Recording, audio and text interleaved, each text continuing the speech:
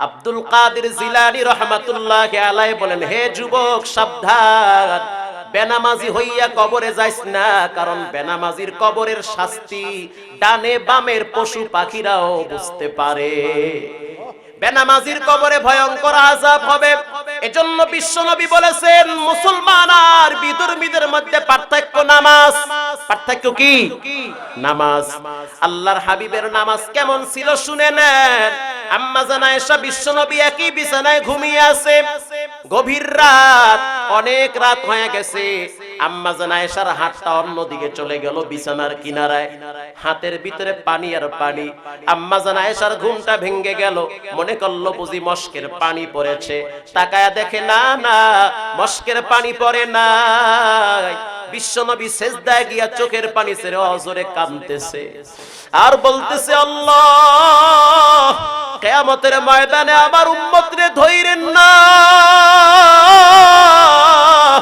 কিয়ামতের ময়দানে আমার উম্মতরে ধরিয়েন না। আমার উম্মত যদি ফেসে যায় আমার ইজ্জত আর থাকবে না।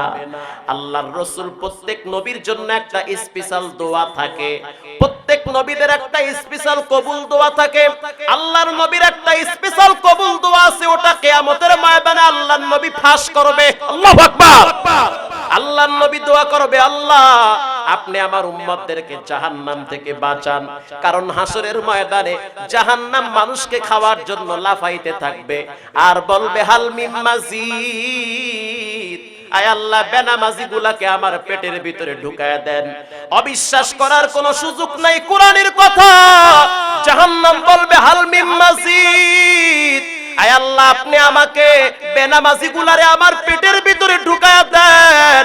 এমন তো অবস্থায় রাহমাতুল লিল আলামিন মাকামে মাহমুদে সিজদার ভিতরে পড়ে যাবে আর বলবে, আল্লাহ আপনি আমার একটা উম্মতকে যদি জাহান্নামে দেন,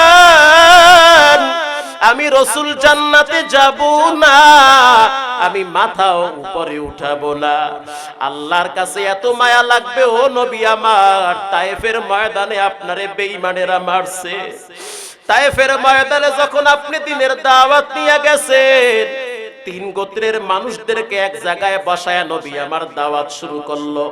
ও গোত্রের সরদারেরা, আল্লাহ পাক আমাকে রাহমাতুল লিল আলামিন হিসাবে পাঠিয়েছে, আমার দাওয়াত কবুল করে নাও। গোত্রের সরদার বলে, তুমি যদি নবী হও তাহলে এটা হবে ভুয়া, তোমাকে আমরা মানি না। আরেকজনে লজ্জা দিয়া বলে, সাবধান, তুমি যদি নবী হও তাহলে বাইতুল্লাহর গিলাফ চূর্ণ বিচূর্ণ হবে। আরেকজনে বলে, এত মানুষ রাইকা তোমার মতো মূর্খকে কেন আল্লাহ নবী বানাইলো? বলেন নাউজুবিল্লাহ। এরপরে তিন সরদারে মিলা বাচ্চাদেরকে লীলা দিল, পাথর মারো এই পাগলের গায়ে। আল্লাহর হাবিব বলতে আছে, পাথর মারিস না, সারাটা দিন আমি কিছু খাই নাই, তোদের পাথরের আঘাত আমি সহ্য করতে পারি না। এক একটা আঘাতে আঘাতে বিশ্বনবীর পায়ের জুতা মোবারক রক্তে রঞ্জিত হয়। আল্লাহর হাবিব দুই পাহাড়ের মাঝখানে বসে পড়লো, ওখানে একটা দোয়া করলো, আল্লাহ আপনি আমাকে কাদের কাছে পাঠাইলেন? আমি বুঝি আপনার কাছে কোনো অন্যায় করছি? আয় আল্লাহ, আমি কি আপনার কাছে কোনো অন্যায় করছি? যদি আমি অন্যায় না করি তাহলে আপনি আমাকে এদের কাছে কেন পাঠাইলেন? আল্লাহ তাআলার রাসূল বারবার এই কথা যখন বলল, তখন জিবরাইল বলতে আছে, ও নবী আমার, আপনার কোনো গুনাহ নাই, কোনো পাপ নাই, এরা আপনাকে চিনতে পারে নাই। আপনি একটু বলেন, আমার 600 ডানা আছে, একটা ডানা দিয়া যদি দুই পাহাড় চাপা দেই, তায়েফবাসী সব পিষ্ট হয়ে যাবে। আল্লাহর নবী ওই সময় বলল, জিবরাইল না না, আল্লাহকে একটু বলো, আল্লাহুম্মা হাদি কওমি ফাইন্নাহুম লা ইয়ালামুন। আল্লাহু আকবার। আল্লাহর রাসূল বরদোয়া করেন নাই, বলতে আছে, আল্লাহ আপনি যদি এদেরকে ধ্বংস করেন তাহলে আমি কার কাছে দাওয়াত দিব? এরা আমাকে চিনতে পারে না, এদের পরবর্তী প্রজন্ম আমাকে চিনবে, দাওয়াত গ্রহণ করবে। ও মুসলমান জানেন, মক্কার ভিতরে সবচেয়ে ঠান্ডা জায়গা হলো তায়েফ, ঠিক না বেঠিক? ওই তায়েফের জমিন তো বিশ্বনবীর রক্ত চুম্বন করেছে। অন্য এক বর্ণনায় আসছে, তায়েফের জমিনে যদি আল্লাহর হাবিবের রক্ত এক ফোঁটা পড়তো, আল্লাহ আসমানটাকে ধসায়া দিত। কিন্তু আল্লাহ পাকের হাবিবকে আল্লাহ তা করেন নাই। এই দাঁত ভাঙছে সেই উহুদের ময়দানে। আল্লাহর হাবিব মৃত্যু পর্যন্ত বলেছে আসসালাত আসসালাত আসসালাত, নামাজ নামাজ নামাজ। এক সাহাবী বাবার ইন্তেকালের পর বিশ্ব নবীর কাছে গেল, হুজুর আমার আব্বার কাপনের কাপন পরানোর মতো কোনো কিছুই নাই, জানাজা দেওয়ার মতো কোনো ভালো মানুষ নাই। আবু বকর ওসমানকে আল্লাহর হাবিব পাঠায় দিল, গিয়া দেখতে আছে সাহাবীর বাবার চেহারাটা শুয়ার হয়ে গেছে। তামবিহুল গাফিলিন কিতাবে আল্লাহর এক পিয়ারা বান্দা ফকি আবুল্লাহ সামারকান্দি লিখেন, যখন চেহারাটা শুয়ার হয়ে গেল, আল্লাহর হাবিবের সাহাবী চলে গেল আল্লাহর হাবিবের দরবারে, গিয়া বলে হুজুর কার জানাজায় পাঠাইছেন, চেহারা তো শুয়ার হয়ে গেছে।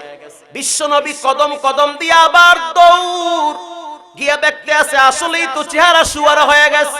আল্লাহর দরবারে দোয়া করলেন, আল্লাহ চেহারাটা বিকৃত করিয়েন না, আবার মানুষের আকৃতি করেন। খোদার কসম দিয়া বলি আমার হাতে আল্লাহর কোরআন, আল্লাহর নবী যদি ওই দিন দোয়া না করত, তুমি আমি যেই পাপ করি চেহারা কুত্তা শুয়ারের মতো হয়ে যেত। আল্লাহর নবীর দোয়ার বরকতে এখনো পর্যন্ত তুমি আমি মানুষের আকৃতিতে আছি। মানুষ কত সম্মান করে সালাম দেয়, ইজ্জত করে, তুমি আমি কত ফ্রেশ মানুষ। অথচ গোপনে গোপনে তুমি আমি যেই পাপ করি, এগুলা পৃথিবীর কেউ না দেখলেও একজন দেখেন, তিনি হলেন কে? গোপন একটা পাপ যদি যুবক তোমার মা বাবারে আল্লাহ জানা দেয়, জীবনে তোমার মা বাবা তোমাকে পরিচয় দিবে না। কিন্তু আল্লাহর হাবিবের দোয়ার বরকতে এখনো তুমি মানুষের আকৃতি নিয়ে সমাজে বসবাস করো। এটা বিশ্ব নবীর দোয়া, ঠিক না বেটি? ইন্তেকাল হয়ে গেছে, কবর হয়ে গেছে, দাফন হয়ে গেছে। সাহাবীকে প্রশ্ন করলো, তোমার বাবার চেহারা এমন হওয়ার কথা না, কেন হইল? কি বদ আমল? এবার ওই সাহাবী বলতে আছে, আমার আব্বাই ঠিক মতো নামাজ পড়তো না। আল্লাহর রাসূল বলে, যে ঠিক মতো নামাজ পড়ে না আল্লাহর পক্ষ থেকে তার উপরে অভিশাপ। এজন্য আজকে থেকে পাক্কা নিয়ত করে নেন, নামাজ কোনোদিন ছাড়বেন না। ওয়ামা আরসালনাকা ইল্লা রাহমাতাল লিল আলামিন।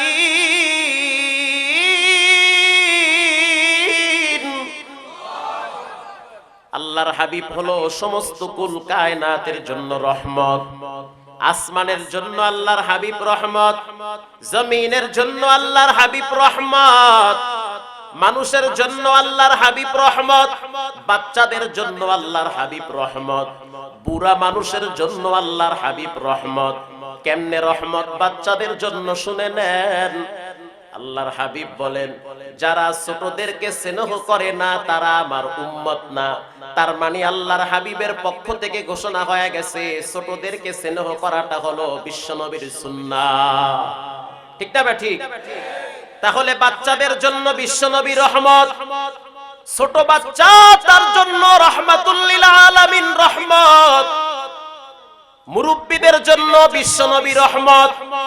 আল্লাহর হাবিব বলেন, কোন দাড়ি পাকা মুসলমানকে কেউ যদি সম্মান করে, সে যেন আল্লাহকে সম্মান করলো। আরো আস্তে বাড়তে গিয়ে কোন সুবহানাল্লাহ। কেউ যদি দাড়ি পাকা মুসলমানকে সম্মান করে, মুসলমান সম্মান করলো দাড়ি পাকা মুরব্বিরে, রাহমাতুল লিল আলামিন বলেন সে যেন আল্লাহকে সম্মান করলো। তাহলে বলেন, মুরব্বিদের জন্য বিশ্বনবী রহমত কিনা? রহমত। বাচ্চাদের জন্য রহমত। এবার আসুন জীব জানোয়ারের জন্য বিশ্বনবী রহমত। খেজুর বাগানে ঢুকছে, ঢুকার পর একটা উট মাথা নত করে চোখের পানি ছেড়ে কাঁদতেছে। আল্লাহর হাবিব উটের কিনারায় গেল, উটের জবান আল্লাহ খুলে দিয়েছে। উট বলে, আল্লাহর হাবিব, আপনার সাহাবী যেই পরিমাণ বোঝা আমার মাধ্যমে বহন করে ওই পরিমাণ খাবার দেয় না। আমার ক্ষুধা লাগছে, খুব কষ্ট লাগে। মায়ার নবী সাহাবীকে ধমক দিয়া বলল, সাবধান, তুমি না খাইলে তোমার যেমনে ক্ষুধা লাগে, এই প্রাণীটাও না খাইলে ওর তেমনি ক্ষুধা লাগে। খবরদার, পশু পাখির উপরও জুলুম করবা না। ওর পর থেকে সমস্ত পশু পাখিদের জন্য আল্লাহর হাবিব রহমত হয়ে গেছে, ঠিক না বেঠি? এক বেশ্যা মহিলা একটা কুত্তাকে পানি খাওয়ার কারণে আল্লাহ পাক মাফ করে দিয়েছে। কুতুবুল আলম বাইজিদ বুস্তামি রাহমাতুল্লাহি আলাইহি ইন্তেকালের পর এক সাগরেদ স্বপ্নে দেখতেছে বাইজিদ বুস্তামি ধরা খায়া গেছে। প্রশ্ন করলো বাইজিদ বুস্তামি, কোন আমলটা আপনার আল্লাহর কাছে কবুল হয়েছে? বলে আল্লাহ পাক আমাকে প্রশ্ন করলো, বাইজিদ কোন আমল নিয়ে আমার কাছে এসেছো? আমি বললাম আল্লাহ কোন আমল নাই, তবে একটা আমল আছে, সেটা হলো আমার ঈমান আছে। আমি আপনার উপরে 100% আস্থা এবং বিশ্বাস রাখি। আল্লাহ পাক বলে তোর ঈমানের ভিতরও ভেজাল। কি ভেজাল? একদিন রাত্রিবেলা গরুর দুধ খাওয়ার কারণে পেটে ট্রাবল দেখা দিয়েছিল। তুমি বলেছিলে দুধ খাওয়ার কারণে পেট খারাপ। ও বাইজিদ, বিষ খাইলেও তো মানুষ মরে না। কথা কান না কান। একটা দুর্গ জয় হচ্ছে না। খালিদ বিন ওয়ালিদ রাদিয়াল্লাহু তাআলা আনহু সেনাপতির দায়িত্ব আছে। খালিদ বিন ওয়ালিদ রাসূলের প্রিয় সাহাবী।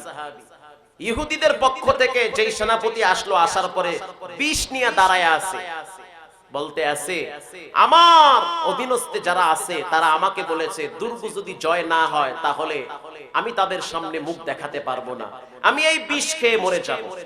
খালিদ বিন ওয়ালিদ বলতে আছে তুমি কি মনে করলা বিষ খাইলেই কি মরবা? বলে হ্যাঁ অবশ্যই, এটা 100% পিওর বিষ, কোনো ভেজাল নাই। এই বিষ যদি আমি খাই, আমি যদি না মরি তাহলে কি হবে? কেন মরবা না? কয় বিষের কোনো কেরামতি নাই, মৃত্যু দেওয়া না দেওয়ার মালিক কে? কুল ইন্না সালাতি ওয়া নুসুকি ওয়া মাহইয়ায়া ওয়া মামাতি লিল্লাহি রাব্বিল আলামিন। ওয়া মাহইয়ায়া ওয়া মামাতি লিল্লাহি রাব্বিল আলামিন।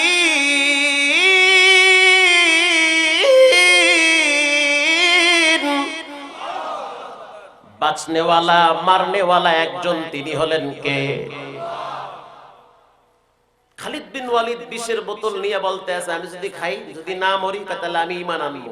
ডগডগায়া সব বিষ খাইলো, বিন্দু পরিমাণ মাথা জিমানি হয় নাই। এই চিন্তা করে আপনি আবার বিষ খাইতে যাইয়েন না, কালা কিন্তু আমরা ধরা খাইয়া যাইবে। কারণ তাদের ঈমান যেরকম, তাদের সাথে আল্লাহ মুআমালা তেমনই করেছে। ঠিক না বেঠি? তাদের ঈমান যেমন, তাদের সাথে আল্লাহ পাক ব্যবহার তেমনই করেছে। ভাইয়েরা আমার, সমস্ত কুল কায়নাতের জন্য আল্লাহর হাবিব রহমত। এই যে জমিন দেখতেছেন, জমিনের নিচে পানি, আল্লাহ পাক জমিনটারে পানির উপরে ভাসায় দিয়েছেন। আলাম নাজআলিল আরদা মিহাদা ওয়াল জিবালা আওতাদা। জমিনটা পানির উপরে ভাসায় দেওয়ার পর জমিন হেলাদুলা শুরু করে দিয়েছে। আল্লাহ পাক বড় বড় পাহাড় দিয়া জমিনকে স্থির করেছে। এই জমিন থেকে প্রথম আসমান হলো 500 বছরের রাস্তা। কত বছর? আসমান হলো 500 বছরের মোটা। প্রথম আসমান থেকে দ্বিতীয় আসমান 500 বছরের রাস্তা। দ্বিতীয় আসমান থেকে তৃতীয় আসমান 500 বছরের রাস্তা। প্রত্যেক আসমানের একটা করে দরওয়াজা আছে, এক পাশে একটা আর এক পাশে আর একটা। প্রত্যেক দরওয়াজায় একটা করে তালা লাগানো আছে। ওই তালার চাবি হলো বিসমিল্লাহির রহমানির রহিম। এক আসমানের দরওয়াজা দিয়া বান্দার দোয়া আসমানে কবুল হয়, আর এক আসমানের দরওয়াজা দিয়া বান্দার রিজিক আসমান থেকে বণ্টন হয়। দ্বিতীয়, তৃতীয়, চতুর্থ, পঞ্চম, ষষ্ঠম, ষষ্ঠম আকাশ, এই 7টা আকাশ ভেদ করে সিদরাতুল মুনতাহা। এরপরে আল্লাহ পাকের আরশে আযীম। এই যত কিছু বললাম এগুলার সব কিছুর মালিক হলো আল্লাহ, তিনি হলেন রব। আর আপনার আমার নবী হলো সব কিছুর জন্য রহমত। বাইতুল্লাহ আল্লাহর ঘর। এই বাইতুল্লাহ থেকে সোজা বরাবর উপরে হলো বাইতুল মামুর মসজিদ। আমরা বাইতুল্লাহ গিয়া চতুর্দিকে লাব্বাইকের আওয়াজ দেই, ফেরেশতারাও একটা মসজিদে লাব্বাইকের আওয়াজ দেয়। ওই মসজিদের নাম হলো বাইতুল মামুর মসজিদ। ওই মসজিদের সোজা বরাবর উপরে আরশে আজিম ৮ জন ফেরেশতা আল্লাহ পাকের নূরের তৈরি আরশটাকে উপরে উঁচা করে রেখেছেন। এর নিচে পানি, এর উপরে অন্ধকার, ওখানে একটা কুরসি আছে। ওয়াসিআ কুরসিয়ুহুস সামাওয়াতি ওয়াল আরদ। আল্লাহ পাকের একটা চেহারা আছে, চেহারাটা কত বড়! আল্লাহ পাক বলে আসমান জমিন যত বড়, এর চেয়েও বড় আল্লাহ পাকের কুরসি চেহারা। হুয়া বকুম जन्नत से करो इंतखाब सजा उसको से उर तो पोस्ताबो पाब फिर उसको तू काबा मिले करो के जा।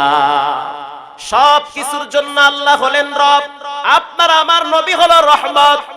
এজন্য আল্লাহ পাক শ্রেষ্ঠ নবীর উম্মত হিসাবে আমাদেরকে কবুল করেছেন। এজন্য আবার চিৎকার মেরে বলেন আলহামদুলিল্লাহ। আল্লাহর নবীর আদর্শ কেমন ছিল, চরিত্র কেমন ছিল? পৃথিবীর সব মানুষের চরিত্রের ভিতরে কম বেশি ভেজাল আছে না নাই? আছে, অবশ্যই আছে। আপনি বলতে পারবেন না আমার আব্বার চরিত্র একেবারে পবিত্র, ছোটবেলাও তো 2 নম্বরই করতে পারে। কথা কন না কা? আপনি বলতে পারবেন না আপনার মা একেবারেই পবিত্র, আপনি দুনিয়াতে আসার আগেই তো আপনার মা কোনো না কোনো পাপ করতে পারে, করবেই যে তা না করতে পারে। মানুষের ব্যাপারে কোনো গ্যারান্টি নাই, মানুষ পাপী, প্রত্যেকটা মানুষ পাপী। কিন্তু আল্লাহ পাক তার রাসূলকে দ্বারা একেবারে পবিত্র রাখছেন, কোনো পাপ নাই, বেগুনাহ মাসুম। বিশ্বনবীর কোনো গুনাহ নাই। উগফির লাকা মা তাকদ্দামা মিন যামবিকা ওয়া মা তাআখার। আল্লাহর রাসূলের সামনেও গুনাহ নাই, পিছনেও গুনাহ নাই।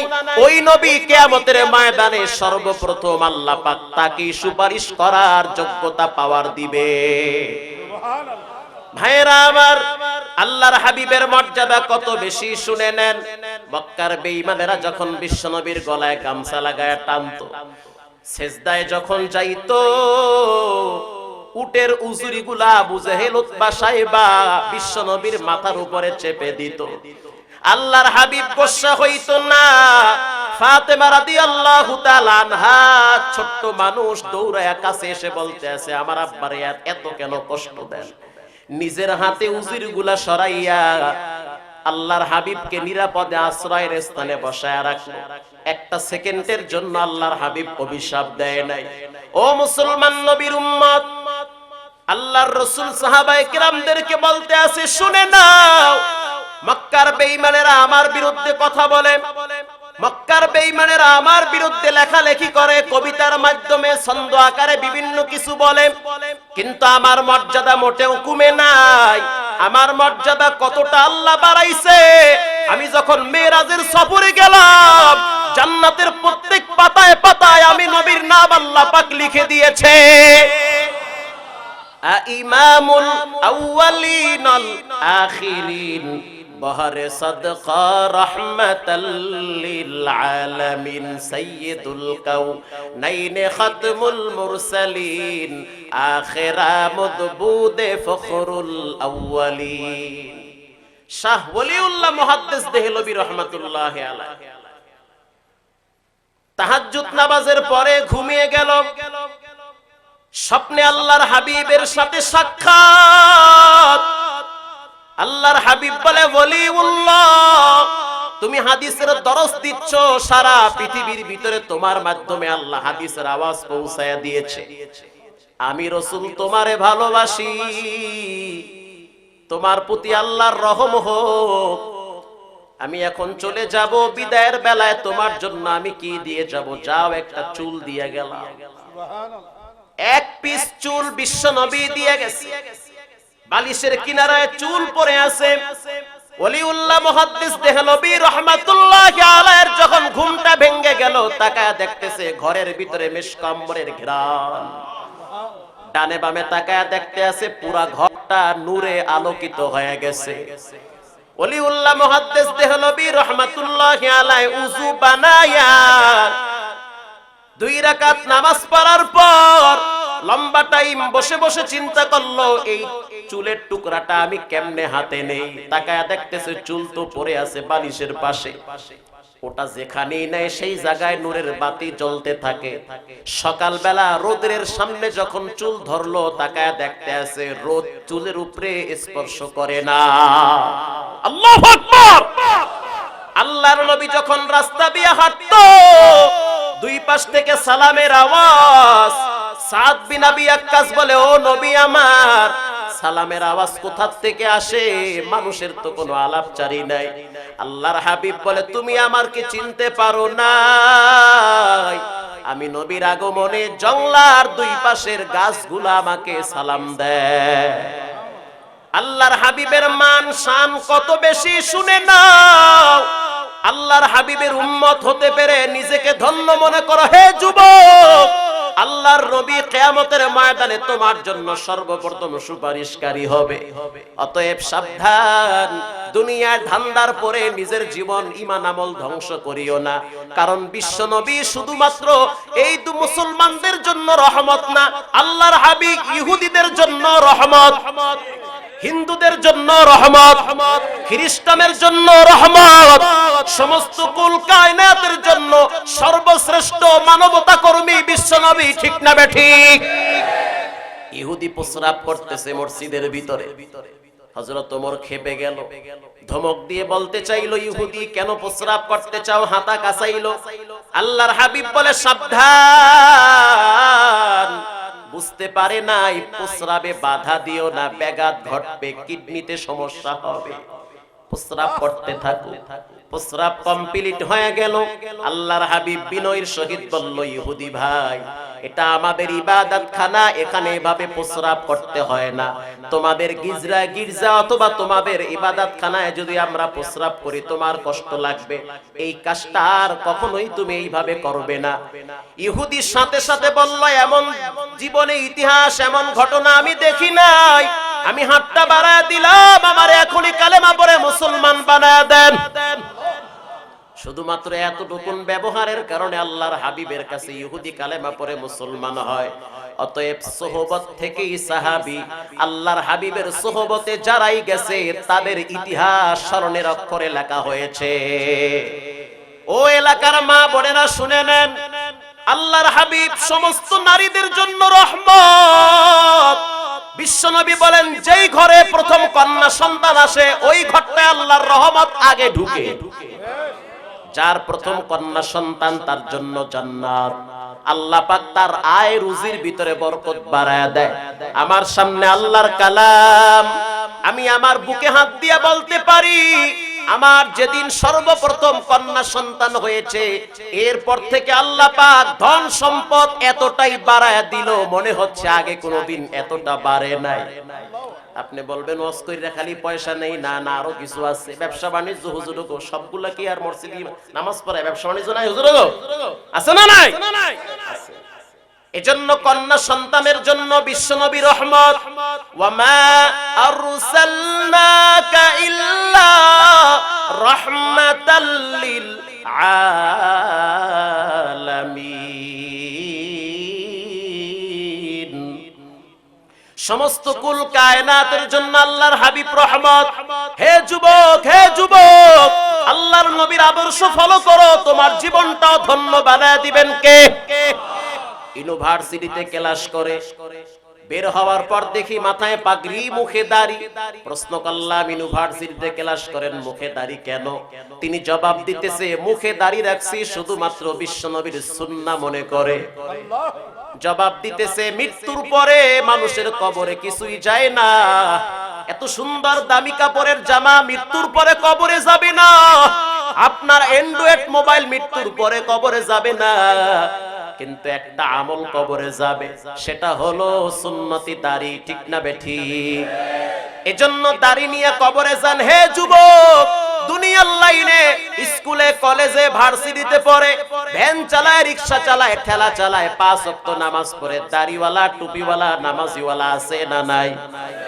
তুমি কেন পারবা না? শয়তান তোমারে ধোঁকা দিয়া বোকা বানায়া বানায়া জাহান্নামের রাস্তায় নেয়। ঠিক না বেঠিক? আল্লাহর হাবিব দ্বীনের দাওয়াতের ব্যাপারে যথেষ্ট তিনি পরিপূর্ণ হক আদায় করে গিয়েছেন। আরাফার ময়দানে বিশ্বনবী বলেছেন, ও সাহাবায়ে কেরাম শুনে নাও, আমি কি তোমাদের মাঝখানে দ্বীনকে পরিপূর্ণ করে গিয়েছি? সকলেই বলল হ্যাঁ গিয়েছেন। আল্লাহর হাবিব শাহাদাত আঙ্গুল উঁচা করে বলে, আল্লাহ আপনি সাক্ষী, সাহাবায়ে কেরাম সাক্ষী দিতেছে আমি আমার দ্বীনকে পরিপূর্ণ করে গিয়েছি। পৃথিবীর ভিতরে এমন কোন মানুষ নাই যার মৃত্যুর পরে কোনো না কোনো জিনিস পূর্ণতায় পৌঁছে যায়, কোনো না কোনো জায়গায় তার দুর্বলতা থাকে। কবি সাহেব যদি মারা যায় মানুষ বলে আরো যদি কিছুদিন বেঁচে থাকতো আরো ভালো ভালো কবিতা উপহার দিতে পারতো, ঠিক না? মাস্টার সাহেব যদি আরো কিছুদিন বাঁচতো আরো কিছুদিন শিক্ষা মানুষের মাঝে ছড়াইতে পারতো, এত অল্প বয়সে চলে গেল। কিন্তু আল্লাহর হাবিব এমন একজন ব্যক্তি ছিলেন যার মৃত্যুর সময় ইসলামের প্রত্যেকটা লাইনে তিনি পরিপূর্ণতায় পৌঁছে দিয়ে গিয়েছে, সব লাইনে পূর্ণতায় পৌঁছে দিয়েছে। এজন্য আল্লাহর হাবিবের আদর্শ ফলো করেন, জীবন ধন্য হয়ে যাবে। আজকে বিশ্বনবীর সুন্নাহগুলো ইহুদিরা গ্রহণ করেছে, ওদের কোনো রোগ ব্যাধি হয় না। কিন্তু মুসলমানরা জম্মের মতো খায়, দাড়ি কামায়, মেসওয়াক করে না, বিরাস করে, নানান রোগে ভোগে আছে না নাই। আমেরিকায় মসজিদের পাশে ছোট ঘর, তো বাংলাদেশের ইমাম সাহেব সিলেটে গেলাম, তিনি বলতে আছে যে আমেরিকার বড় বড় মসজিদের পাশে ছোট ছোট ঘর আছে, ওই ঘরের ভিতরে দাড়িওয়ালা, টুপিওয়ালা, পাগড়িওয়ালা কিছু মানুষ নামাজও পড়ে, তাসবিহ হাত দিয়ে এরকম গুনতে থাকে। তো ইমাম সাহেব বলতে আছে, আমি প্রথম যখন নিয়োগ হইলাম আশ্চর্য হইলাম যে আমেরিকার মতো ল্যাংটা দেশে মসজিদের পাশে এত বড় বড় তাহাজ্জুদ গুজার আছে, এটা তো আমার ধারণাই ছিল না। পরে যখন খবর নিয়ে জানলাম এরা কেউ মুসলমান না, সবগুলা হলো বড় বড় ইহুদি পণ্ডিত, বড় বড় ইঞ্জিনিয়ার, ডাক্তার। তা আমি এরপর প্রশ্ন করলাম, আপনি মাথায় টুপি দিয়েছেন কেন? তো ইহুদি জবাব দিল, আমি মাথায় এজন্য টুপি দিয়েছি, মাথায় টুপি থাকলে আল্লাহ পাক ব্রেনকে ক্লিয়ার রাখে। আরো আস্তে কোন সুবহানাল্লাহ। আচ্ছা আপনারা বলেন, আমার মতো খুব বেশি দামি না, এটার দাম মাত্র 150 টাকা, এরকম একটা পাতলা টুপি কোন পাগল দেখছেন যে রাস্তায় ল্যাংটা হয়ে দৌড়ায় মাথায় টুপি দিয়ে? কথা কন না কা? অথবা এই বড় টুপি, উঁচা টুপি দেখছেন কেউ যে কোন পাগল রাস্তায় রাস্তায় দৌড়ায় ল্যাংটা হইয়া? দেখছেন? নাই। যত দৌড়া দৌড়ি পাগলামি সব তো টুপি ছাড়া। কথা কন না কা? সব টুপি ছাড়া। এই মদ খায় মাতলামি করে রাতের বেলা খাম্বা ধরে ঠেলে আর সরকার মাঝখানে রাখছে কাইদারে। তার মানে কি? মানে মাথায় কাজ করতে আছে না, মাথা হ্যান হয়ে গেছে, ঠিক না বেঠি? সব টুপি ছাড়া। ইহুদি পণ্ডিত জবাব দিল, মাথায় এজন্য টুপি দিয়েছি মাথাটা আল্লাহ পাক ঠান্ডা করে রাখে। আপনারা মেসওয়াক কেন করেন? বলে মেসওয়াক করলে দাঁতের ভিতরে কোনো পাইরিয়া রোগ হয় না। আপনারা নামাজের মতো রুকু সেজদা কেন করেন? বলে সবচেয়ে বড় ব্যায়াম হলো নামাজ। আমরা সওয়াবের জন্য করি না, কিন্তু স্বাস্থ্য ঠিক রাখার জন্য করি। দুঃখ ঈদগার মুসলমান, মুসলমানের সন্তান সকালবেলা স্বাস্থ্য ঠিক রাখার জন্য রাস্তায় রাস্তায় ফজরের আগে দৌড়ায়, কিন্তু মুয়াজ্জিম সাহেব মসজিদে আযান দেয়, নামাজে মসজিদে যায় না, মসজিদে যায় না। এজন্য আল্লাহর হাবিবের সুন্নাহগুলো গ্রহণ করেন। নান্দাইল কিশোরগঞ্জে গিয়া শুনবেন, বাংলাদেশ থেকে একদল তাবলীগ জামাতের ভাইরা যখন চলে গেল আফ্রিকায়, বাংলাদেশে আসার পর তারা কারগুজারি শুনাইতেছেন। ওই দেশের ভিতরে বাঙালি কিছু মুসলমান ট্রাক চালায়, বড় বড় গাছ বইরা এক জায়গা থেকে আরেক জায়গায় নেয়, এক পাহাড় থেকে আরেক পাহাড়ে নেয়। ঘটনাক্রমে একদিন ট্রাক ব্রেক করলো একটা হোটেলের সামনে, ট্রাক থেকে ড্রাইভার নামলো, হেল্পার নামলো, দুইজন নামার পরে হোটেলে ঢুকলো, সিঙ্গারা খাইলো। সিঙ্গারা হেল্পারও খাইলো, ড্রাইভারও খাইলো। হেল্পার ড্রাইভার দুইজনই হাত দিয়া সিঙ্গারা খাইলো। হাত দিয়া সিঙ্গারা নিয়ে মুখে ঢুকাইলো, পেটে গেল। সাথে সাথে ড্রাইভার 2-3 মিনিটের ভিতরে পুরা দেহটা কালা হয়ে মারা গেল। পুরা এলাকার ভিতরে চাঞ্চল্যকর ঘটনা, মানুষের মুখে মুখে সিঙ্গারা খায়া মানুষ মরছে।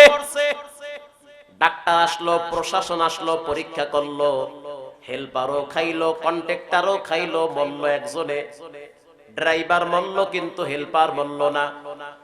এবার যখন সিঙ্গারার উপরে পরীক্ষা শুরু করলো, দেখলো সিঙ্গারা ঠিক আছে, কোনো সমস্যা নাই।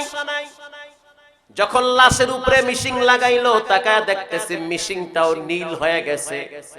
তার মানে বুঝতে পারলো যিনি সিঙ্গারা খাইলো মারা গেল, তার পুরা দেহটা বিষ হয়ে গেছে, পুরা দেহটা বিষে মিশ্রণ হয়ে গেছে। হেল্পারকে প্রশ্ন করলো, তুমি সিঙ্গারা খাইলা, ড্রাইভারও সিঙ্গারা খাইলো, তুমি বাঁচলা, ড্রাইভার কেন মরল? ও মুসলমান, বিশ্ব নবীর প্রত্যেকটা সুন্নতের ভিতরে মানুষের স্বাস্থ্যের জন্য শেফা আছে না নাই? শেফা আছে। দুনিয়ার ট্যাবলেটের পিছনে অত দৌড়াইয়েন না, নবীজির সুন্নাহগুলা মানেন, আরশের মালিক বড় বড় রোগ থেকে আল্লাহ আপনাকে বাঁচায়া দিবে। প্রশ্ন করা হইল ড্রাইভারের পাশে হেল্পারকে, কি হইল রাস্তার ভিতরে এমন কি ঘটনা, তুমি খাইলা মল্লা না ড্রাইভার মল্ল? রাস্তায় যখন আমরা এক পাহাড় থেকে মাল নিয়ে আর এক পাহাড়ে যাচ্ছিলাম, রাস্তার মাঝখানে দেখতেছি বিষাক্ত বড় একটা সাপ এই পার থেকে ওই পারে যাচ্ছে।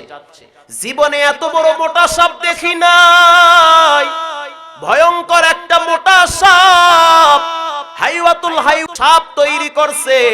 ওই শ্বাসগুলা যদি কোনো রাস্তা দিয়া যায়, ওই রাস্তায় যদি মানুষ কদম ফালায়, মানুষ অসুস্থ হয়ে যাবে বিষের অ্যাকশনের কারণে। এর চাইতে মোটা মোটা বড় বড় সাপ বেনামাজির কবরে আল্লাহ পাক ছেড়ে দিবে। কেমনে সহ্য করবা? নবীর কথা তো মিথ্যা না, নবীর একটা কথাও মিথ্যা না। এক জাররা পরিমাণ যদি গুনাহ নিয়া বাবা কবরে যাও, হাদিসের কিতাব খুলে দেখো 1 থেকে 99টা সাপ পুরা কবরটাকে আটকায়া ফেলাবে। অতএব ভালো যদি থাকতে চাও, কবরে যদি শান্তি পাইতে চাও, 5 ওয়াক্ত নামাজ জামাতে পড়তে হবে। ঠিক না ঠিক? হে যুবক শুনে নাও, বিশ্ব নবীর সুন্নাহগুলো আজকে ছেড়ে দিও না।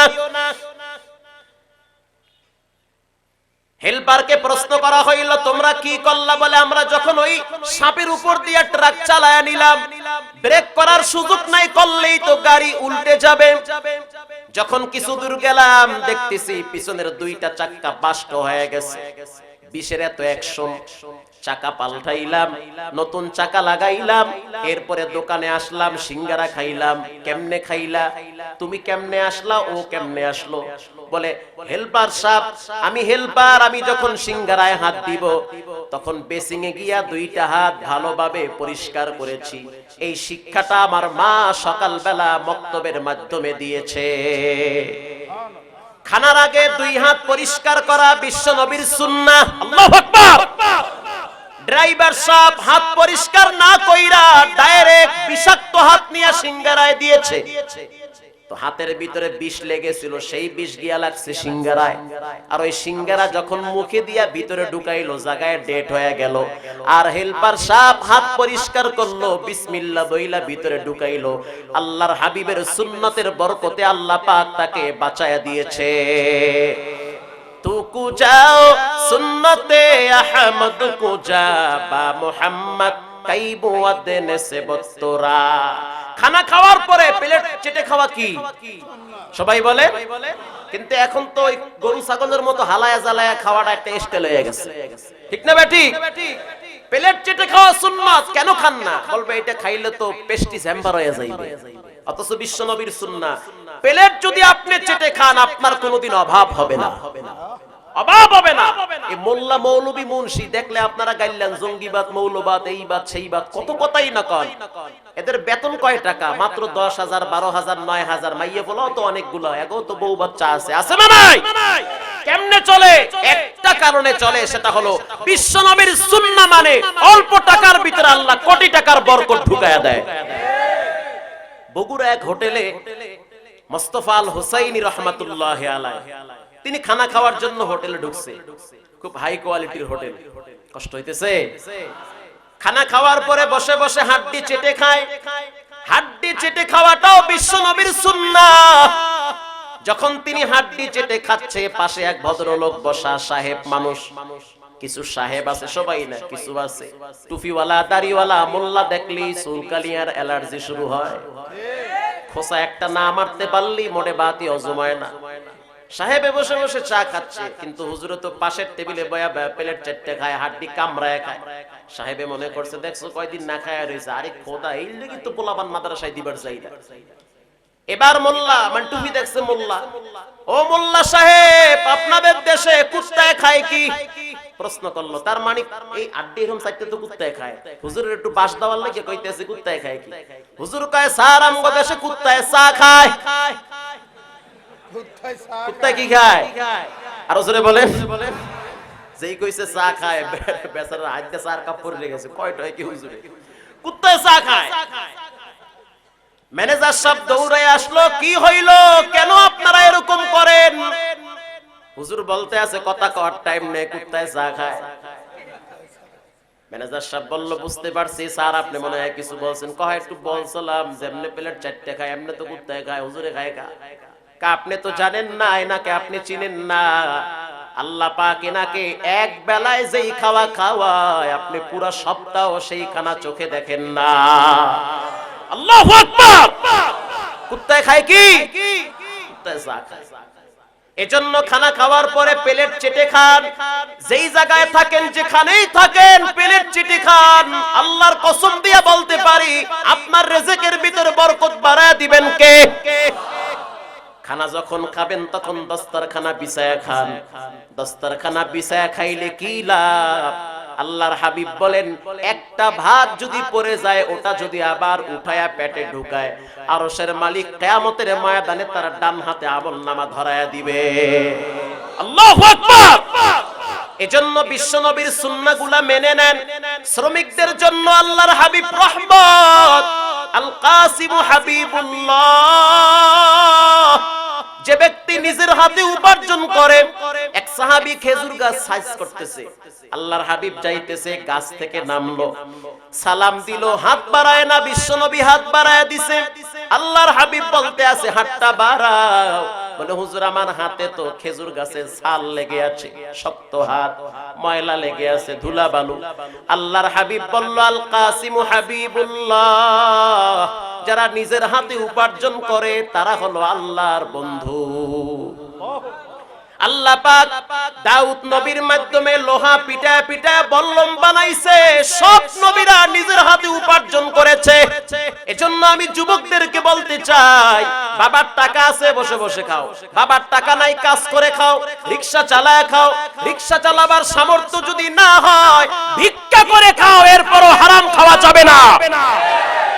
বাবার টাকা আছে বসে বসে খাও, বাবার টাকা নাই ব্যবসা করো, ব্যবসার পুঁজি নাই রিকশা চালাও। লা নাদামাতা ফিল আমালি।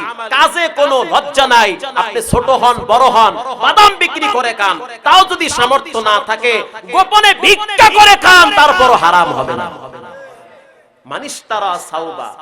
সেজদা কবুল হওয়ার প্রথম শর্ত হলো হালাল খাবার। কি খাবার? আল্লাহর রাসূল বলেন মানিস্তারা সাওবা বিআশারাতি দারাহিমা ফীহি দিরহামুন হারামুন। এই জামাটার দাম ধরেন 100 দিরহাম, মানে 100 টাকা।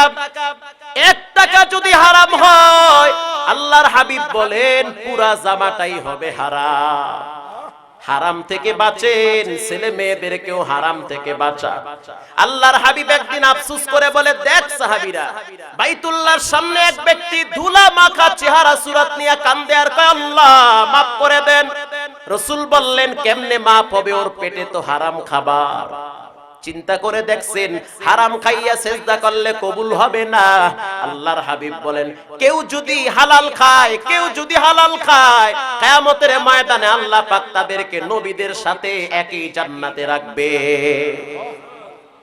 এজন্য বিশ্বনবী সবার জন্য রহমত। কথা কি বুঝাইতে পারছি? সবার জন্য বিশ্বনবী রহমত। এক চোর চুরিও করে, চুরি করে। আল্লাহর হাবিবের দরবারে একটা বিচার আসছে, হুজুর কুরাইশ বংশের এক নারী চুরি করছে, আপনি মাফ করে দেন, হাত কাটার বিচারটাকে মওকুফ করেন, শিথিল করে দেন। আল্লাহর হাবিব হেলান দিয়ে বসা ছিল, মেজাজ গরম হয়ে গেছে, তিনি রাগান্বিত হয়ে গেছেন, তার চেহারা লাল হয়ে গেছে।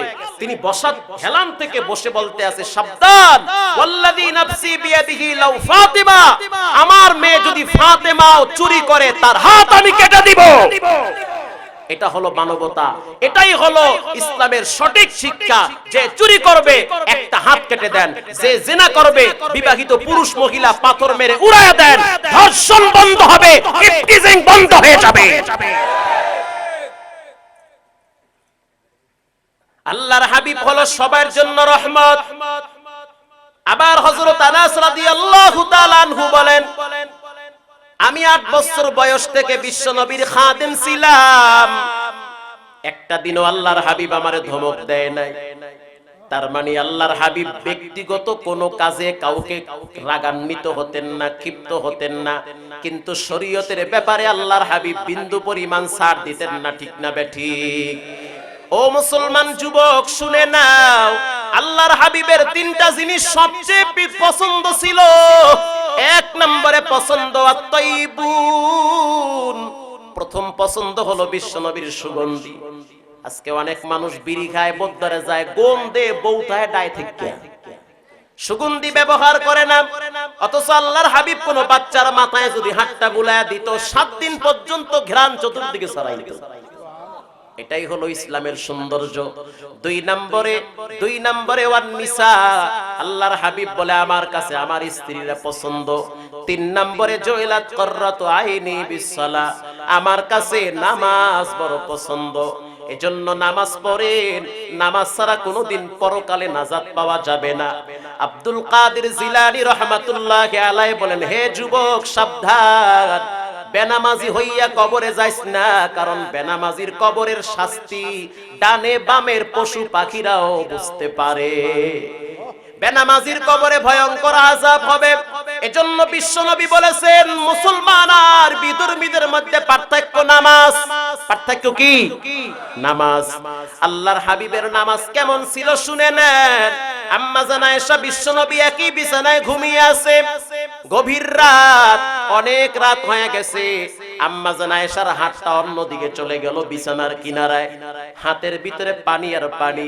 আম্মা জান আয়েশার ঘুমটা ভেঙে গেল, মনে করলো বুঝি মস্কের পানি পড়েছে। তাকায়া দেখে না, না মস্কের পানি পড়ে নাই। বিশ্বনবী সেজদায় গিয়া চোখের পানি ছেড়ে অজরে কাঁদতেছে আর বলতেছে, আল্লাহ কিয়ামতের ময়দানে আমার উম্মতরে ধইরেন না, কিয়ামতের ময়দানে আমার উম্মতরে ধরিয়েন না। আমার উম্মত যদি ফেসে যায় আমার ইজ্জত আর থাকবে না। আল্লাহর রাসূল প্রত্যেক নবীর জন্য একটা স্পেশাল দোয়া থাকে, প্রত্যেক নবীদের একটা স্পেশাল কবুল দোয়া থাকে। আল্লাহর নবীর একটা স্পেশাল কবুল দোয়া আছে, ওটা কিয়ামতের ময়দানে আল্লাহর নবী ফাঁস করবে। আল্লাহু আকবার। আল্লাহর নবী দোয়া করবে, আল্লাহ আপনি আমার উম্মতদেরকে জাহান্নাম থেকে বাঁচান, কারণ হাসরের ময়দানে জাহান্নাম মানুষকে খাওয়ার জন্য লাফাইতে থাকবে আর বলবে, হাল মিন মাজিদ, আয় আল্লাহ বেনামাজি গুলাকে আমার পেটের ভিতরে ঢুকায়া দেন। অবিশ্বাস করার কোনো সুযোগ নাই, কোরআনের কথা। জাহান্নাম বলবে, হাল মিন মাজিদ, আয় আল্লাহ আপনি আমাকে বেনামাজি গুলারে আমার পেটের ভিতরে ঢুকায়া দেন। এমন তো অবস্থায় রাহমাতুল লিল আলামিন মাকামে মাহমুদে সিজদার ভিতরে পড়ে যাবে আর বলবে, আল্লাহ আপনি আমার একটা উম্মতকে যদি জাহান্নামে দেন, আমি রাসূল জান্নাতে যাব না, আমি মাথাও উপরে উঠাবো না। আল্লাহর কাছে এত মায়া লাগবে, ও নবী আমার, তায়েফের ময়দানে আপনারে বেঈমানেরা মারছে। তায়েফের ময়দানে যখন আপনি দ্বীনের দাওয়াত নিয়ে গেছেন, 3 গোত্রের মানুষদেরকে এক জায়গায় বসায়া নবী আমার দাওয়াত শুরু করলো। ও গোত্রের সরদারেরা, আল্লাহ পাক আমাকে রাহমাতুল লিল আলামিন হিসাবে পাঠিয়েছে, আমার দাওয়াত কবুল করে নাও। গোত্রের সরদার বলে, তুমি যদি নবী হও তাহলে এটা হবে ভুয়া, তোমাকে আমরা মানি না। আরেকজনে লজ্জা দিয়া বলে, সাবধান, তুমি যদি নবী হও তাহলে বাইতুল্লাহর গিলাফ চূর্ণ বিচূর্ণ হবে। আরেকজনে বলে, এত মানুষ রাইকা তোমার মতো মূর্খকে কেন আল্লাহ নবী বানাইলো? বলেন নাউজুবিল্লাহ। এরপরে 3 সরদারে মিলা বাচ্চাদেরকে লীলা দিল, পাথর মারো এই পাগলের গায়ে। আল্লাহর হাবিব বলতে আছে, পাথর মারিস না, সারাটা দিন আমি কিছু খাই নাই, তোদের পাথরের আঘাত আমি সহ্য করতে পারি না। এক একটা আঘাতে আঘাতে বিশ্বনবীর পায়ের জুতা মোবারক রক্তে রঞ্জিত হয়। আল্লাহর হাবিব দুই পাহাড়ের মাঝখানে বসে পড়লো, ওখানে একটা দোয়া করলো, আল্লাহ আপনি আমাকে কাদের কাছে পাঠাইলেন? আমি বুঝি আপনার কাছে কোনো অন্যায় করছি? আয় আল্লাহ, আমি কি আপনার কাছে কোনো অন্যায় করছি? যদি আমি অন্যায় না করি তাহলে আপনি আমাকে এদের কাছে কেন পাঠাইলেন? আল্লাহ তাআলার রাসূল বারবার এই কথা যখন বলল, তখন জিবরাইল বলতে আছে, ও নবী আমার, আপনার কোনো গুনাহ নাই, কোনো পাপ নাই, এরা আপনাকে চিনতে পারে নাই। আপনি একটু বলেন, আমার 600 ডানা আছে, একটা ডানা দিয়া যদি দুই পাহাড় চাপা দেই, তায়েফবাসী সব পিষ্ট হয়ে যাবে। আল্লাহর নবী ওই সময় বলল, জিবরাইল না না, আল্লাহকে একটু বলো, আল্লাহুম্মা হাদি কওমি ফাইন্নাহুম লা ইয়ালামুন। আল্লাহু আকবার। আল্লাহর রাসূল বরদোয়া করেন নাই, বলতে আছে, আল্লাহ আপনি যদি এদেরকে ধ্বংস করেন তাহলে আমি কার কাছে দাওয়াত দিব? এরা আমাকে চিনতে পারে না, এদের পরবর্তী প্রজন্ম আমাকে চিনবে, দাওয়াত গ্রহণ করবে। ও মুসলমান জানেন, মক্কার ভিতরে সবচেয়ে ঠান্ডা জায়গা হলো তায়েফ, ঠিক না বেঠিক? ওই তায়েফের জমিন তো বিশ্বনবীর রক্ত চুম্বন করেছে। অন্য এক বর্ণনায় আসছে, তায়েফের জমিনে যদি আল্লাহর হাবিবের রক্ত এক ফোঁটা পড়তো, আল্লাহ আসমানটাকে ধসায়া দিত। কিন্তু আল্লাহ পাকের হাবিবকে আল্লাহ তা করেন নাই। এই দাঁত ভাঙছে সেই উহুদের ময়দানে। আল্লাহর হাবিব মৃত্যু পর্যন্ত বলেছে, আসসালাত আসসালাত আসসালাত, নামাজ নামাজ নামাজ। এক সাহাবী বাবার ইন্তেকালের পর বিশ্ব নবীর কাছে গেল, হুজুর আমার আব্বার কাপনের কাপন পরানোর মতো কোনো কিছুই নাই, জানাজা দেওয়ার মতো কোনো ভালো মানুষ নাই। আবু বকর ওসমানকে আল্লাহর হাবিব পাঠায়া দিল, গিয়া দেখতে আছে সাহাবীর বাবার চেহারাটা সুয়ার হয়ে গেছে। তামবিহুল গাফিলিন কিতাবে আল্লাহর এক পিয়ারা বান্দা ফকি আবুল্লাহ সামারকান্দি লিখেন, যখন চেহারাটা সুয়ার হয়ে গেল, আল্লাহর হাবিবের সাহাবী চলে গেল আল্লাহর হাবিবের দরবারে, গিয়া বলে, হুজুর কার জানাজায় পাঠাইছেন, চেহারা তো সুয়ার হয়ে গেছে। বিশ্বনবী কদম কদম দিয়ে আবার দৌড় গিয়া দেখতে আছে, আসলেই তো চেহারা সুয়ার হয়ে গেছে। আল্লাহর দরবারে দোয়া করলেন, আল্লাহ চেহারাটা বিকৃত করিয়েন না, আবার মানুষের আকৃতি করেন। খোদার কসম দিয়া বলি, আমার হাতে আল্লাহর কোরআন, আল্লাহর নবী যদি ওই দিন দোয়া না করত, তুমি আমি যেই পাপ করি চেহারা কুত্তা শুয়ারের মতো হয়ে যেত। আল্লাহর নবীর দোয়ার বরকতে এখনো পর্যন্ত তুমি আমি মানুষের আকৃতিতে আছি। মানুষ কত সম্মান করে, সালাম দেয়, ইজ্জত করে, তুমি আমি কত ফ্রেশ মানুষ। অথচ গোপনে গোপনে তুমি আমি যেই পাপ করি, এগুলা পৃথিবীর কেউ না দেখলেও একজন দেখেন, তিনি হলেন কে? গোপন একটা পাপ যদি যুবক তোমার মা বাবারে আল্লাহ জানা দেয়, জীবনে তোমার মা বাবা তোমাকে পরিচয় দিবে না।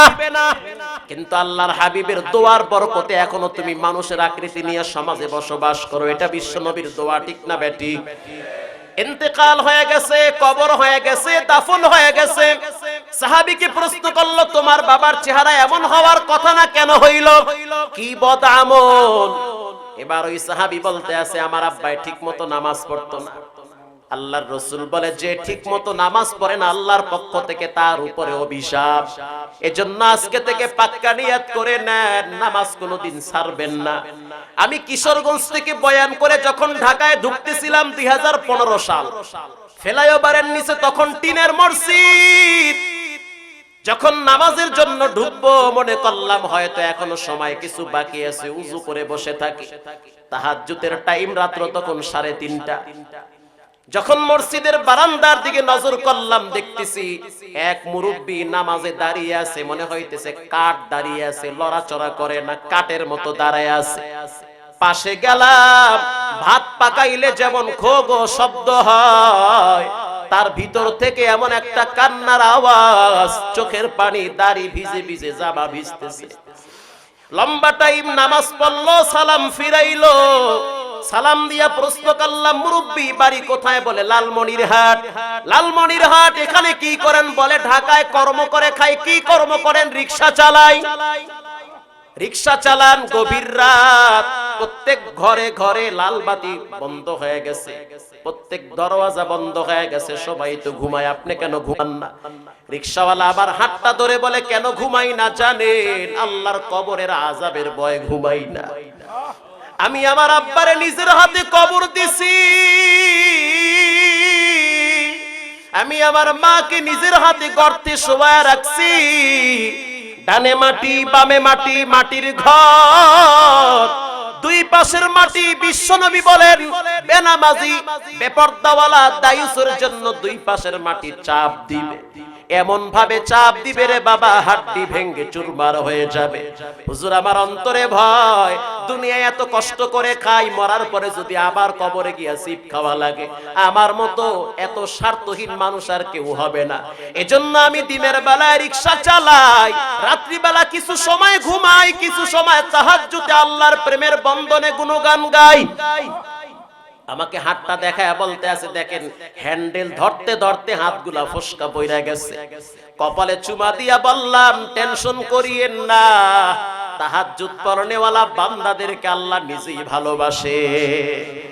এজন্য আল্লাহর হাবিব বলেন, ও দুনিয়ার উম্মত, কুল ইন কুনতুম তুহিব্বুনাল্লাহ ফাত্তাবিউনি ইউহিব্বুকুমুল্লাহ ওয়া ইয়াগফির লাকুম যুনুবাকুম ওয়াল্লাহু গফুরুর রহিম।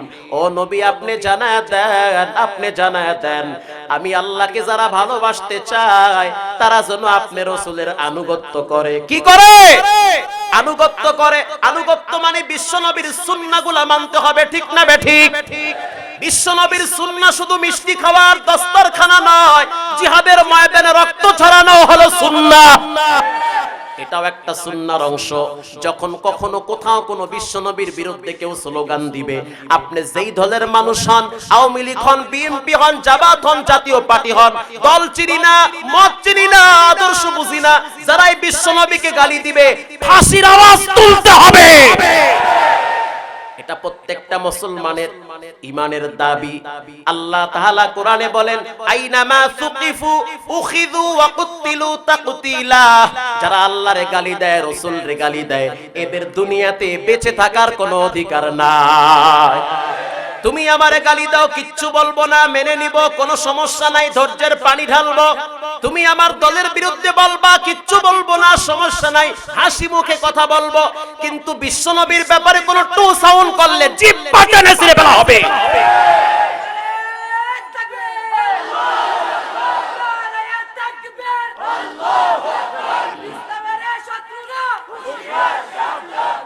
ভাইরা আমার, এটা হলো ঈমান। এটা কি?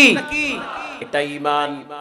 বিশ্বাস করেন, আপনার পায়ে হাত দিয়া বলি, আল্লাহর রাসূলের প্রেম প্রকাশ করতে হবে, ভিতরে জমা রাখা যাবে না। এটা জমা রাখার বিষয় না। যখন বিশ্বনবীকে কেউ গালি দিবে, আপনার শক্তি আছে মুখ দিয়া বলার, ডাইরেক্ট বলবেন, খবরদার, যেই জবান লড়াইয়া বিশ্বনবীর গালি দাও, পৃথিবীর ভিতরে একজন ব্যক্তিকে গালি দিলে সারা পৃথিবীর 250 কোটি মুসলমান ফেসে ওঠে, ঠিক না বেঠিক? তিনি হলো আপনার আমার নবী মুহাম্মদ আরবি সাল্লাল্লাহু আলাইহি ওয়াসাল্লাম। মৃত্যুর পরেও যার সম্পর্কে কবরে প্রশ্ন করা হবে। একটা বাচ্চা যখন দুনিয়াতে আসে, ডান কানে আযান, বাম কানে ইকামত, আযানের ভিতরে আশহাদু আন্না মুহাম্মাদার রাসূলুল্লাহ আছে না নাই? কি মনে করলেন ওই সময় তো মায়ের আওয়াজ কানে দেওয়া হয় না? যেই মা লম্বা টাইম পেটে ধারণ করলো, আল্লাহ এত কয় না ওই মায়ের আওয়াজ কানে ঢুকায় দাও। যেই বাবা এত কষ্ট করবে লম্বা টাইম পর্যন্ত, ওই বাবার আওয়াজ তো ওই বাচ্চার কানে দেওয়া হয় না। বরং আল্লাহর নবী জানায় দেয়, সাবধান, বাচ্চা যখন মায়ের পেট থেকে দুনিয়াতে আসবে, সর্বপ্রথম আল্লাহ এবং নবীর নাম কানের ভিতরে ঢুকায়া দাও। তার মানে আল্লাহ পাক এটাই মেসেজ দেয়, বাচ্চা তুমি সাবধান, তুমি বড় হইবা, তুমি যেই জায়গায় থাকো, দুইজনকে ভুলা যাবে না, একজন হলো আল্লাহ আর একজন নবী। ঠিক না বেঠিক? এই দুইজনের ব্যাপারে সতর্ক। এই বাচ্চা যখন এক সময় মারা যাবে, হঠাৎ যখন মারা যাবে, লাশ যখন কাপনের কাপন প্যাকেট করিয়া জানাজার ময়দানে শোয়ায় দেওয়া হবে, ইমাম সাহেব যখন আল্লাহু আকবারের তাকবীর দিবে, আওয়াজ দিয়া বলেন, তাকবীরের ভিতরে দুরূদ শরীফ আছে না নাই? দুরূদ শরীফের ভিতরে বিশ্বনবীর নাম আছে না নাই? তোমার নেতা আমার নেতা বিশ্বনবী মুস্তাফা, ঠিক না বেঠিক? পৃথিবীর সব নেতাদের আদর্শের ভিতরে কম বেশি ত্রুটি আছে, কিন্তু আমি এমন একজন নেতাকে ফলো করি যার চরিত্রের ভিতরে কোনো ভেজাল নাই। আল্লাহ নিজেই কোরআনে বলেন, ওয়া ইন্নাকা লাআলা খুলুকিন আযীম। সবচেয়ে উত্তম আদর্শ চরিত্র দিয়ে বিশ্বনবীকে পাঠিয়েছেন কে? ওয়ারাফা'না লাকা যিকরাক। হে নবী, দুনিয়ার মানুষ যদি আপনার সম্মান কমাতে চায়, আমি আল্লাহ জানায়া দিলাম আপনার মান মর্যাদা বাড়ায়া দিব, ঠিক না বেঠিক? এজন্য বিশ্বনবীর ব্যাপারে কোনো ছাড় নাই, সবগুলাই ছাড় দেওয়া চলে, কিন্তু আল্লাহর হাবিবের শান এবং মানের ব্যাপারে কেউ কটূক্তি করলে বিন্দু থেকে বিন্দু পরিমাণ ছাড় নাই। সংসদে আইন পাস করতে হবে, কাদিয়ানীরা চূড়ান্ত কাফের বেঈমান। এটা আমাদের দাবি, একজন মুসলিম হিসেবে এই দাবি করাই যায়, ঠিক না বেঠিক? একজন দায়িত্বশীল যারা আছে সরকারে, এরা আমাদের গার্জিয়ান। আমাদের দাবি পার্লামেন্টে এই আওয়াজ তুলেন যে নবীর পরে নবী নাই, সংসদে আইন চাই। এটা একজন ইমানদারের দাবি। কিসের দাবি? এটা ঈমানের দাবি। আল্লাহ আমাদের সব ভাইকে বিশ্বনবীর আদর্শ গ্রহণ করার তৌফিক দান করুক। আরো জোরে বলেন। আল্লাহর নবীর প্রেম সাহাবায়ে কেরামদের ভিতরে ছিল। ছোট্ট একটি ঘটনা বলে আমি আপনাদের থেকে বিদায় নিব। রাসূলের একজন প্রিয় সাহাবী হযরত তালহা রাদিয়াল্লাহু তাআলা আনহু দৌড়ায় আসছে নবীর দরবারে, এসে বলে আমি আপনারে খুব ভালোবাসি। রাসূল মজা কইরা বলতে আছে, ভালোবাসো বুঝলাম, তোমার বাবার মাথাটা কি কাইটা আনতে পারবা? পারবো। তাহলে আনো। বলার সাথে সাথে তালহা তরবারি নিয়ে দৌড় শুরু করছে। আল্লাহু আকবার বললেন না? তরবারি নিয়ে দৌড়। আল্লাহর হাবিব বলল, থামো, দৌড়াইও না, আমি তোমাকে টেস্ট করার জন্য বললাম। বুঝতে পারছি তোমার কলিজার ভিতরে তোমার মা বাবার চেয়ে আমার মহব্বত বেশি। আল্লাহর কসম দিয়ে বলি, পায়ে হাত দিয়ে বলি, রাগ করিয়েন না। নবী বলেন, যার কলিজার ভিতরে ছেলে মেয়ে স্ত্রী পুত্রের মহব্বতের চেয়ে বিশ্বনবীর মহব্বত বেশি যদি না থাকে, সে পরিপূর্ণ ঈমানদার হতে পারবে না। লা ইউমিনু আহাদুকুম হাত্তা কুনা হাব্বা ইলাইহি মিন ওয়ালিদিহি ওয়া ওয়ালাদিহি ওয়ান নাসি আজমাইন। সবচেয়ে প্রিয় হলো তোমার মা বাবা। নবী বলেন, মা বাবার চেয়েও আমি রাসূলকে বেশি মহব্বত করা লাগবে। সবচেয়ে প্রিয় হলো তোমার সন্তান, সন্তানের চেয়েও বেশি তোমার নবীকে মহব্বত করা লাগবে। যদি না পারেন তাহলে আপনি এখনো পর্যন্ত পরিপূর্ণ ঈমানদার হতে পারেন নাই, ঠিক না বেঠিক? ভাইয়েরা আমার, তালহা রাদিয়াল্লাহু তাআলা আনহু একদিন অসুস্থ হয়ে গেছে। আল্লাহর হাবিব চলে গেল তালহাকে দেখার জন্য। গিয়া দেখতে আছে তালহা বিছানায় লাশের মতো পড়ে আছে। আপনজন যারা আছে তাদেরকে বলল, তালহার বুঝি সময় শেষের দিকে, যখন তালহা মারা যাবে আমি রাসূলকে বলবা আমি নিজে তার জানাজা পড়াবো। তালহার ইন্তেকালের সময় যখন ঘনিয়ে আসলো, তালহা আপনজনদেরকে ডাইকা বলতে আছে, খবরদার আমার ইন্তেকালের পরে বিশ্ব নবীকে খবরটা দিবা না, কারণ লম্বা পথ, পায়ে হেঁটে হেঁটে আমার বাড়ি আসতে হবে। বেঈমানরা যদি রাস্তায় পায় বিশ্ব নবীকে আঘাত করবে। আমার নবীর যেন কষ্ট না হয়। আমার ইন্তেকালের পরে আমার লাশ চুপচাপ দাফন করে দিবা, বলবা না।